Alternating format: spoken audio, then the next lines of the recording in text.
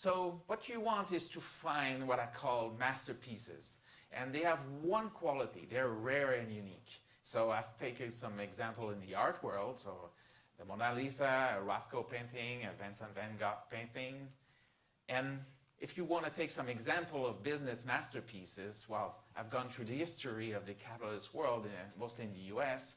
And we can start with probably one of the first technology company in the 1880s called National Cash Register. That's probably heard of Hewlett Packard, that many years ago was a very innovative company.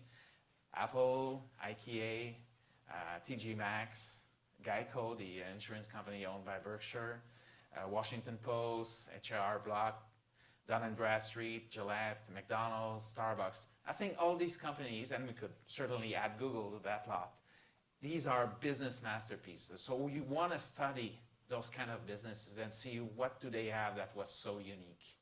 And usually the uniqueness in either the product or the service or the culture is equivalent of having a moat that protects your castle, your economic castle, from invaders, which are competitors.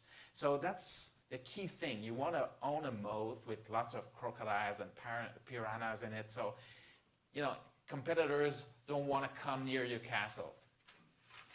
So if we could resume kind of what we look for in a company, it's really three things. And the competitive advantages, which we could say is the artistic part of that, the financial strength, which is really the science part, and the management team. And this is where judgment comes into play. It's very important to be able to judge management.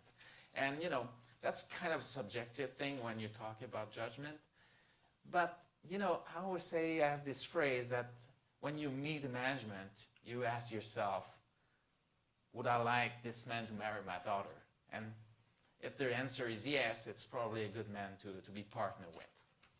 So we end up with something like 125 stocks that fit our criteria, and the ones that we do buy for the portfolio are the ones that fit our criteria in terms of market valuation, that we can buy at a price today that we hope we can earn something like 15% going forward yearly.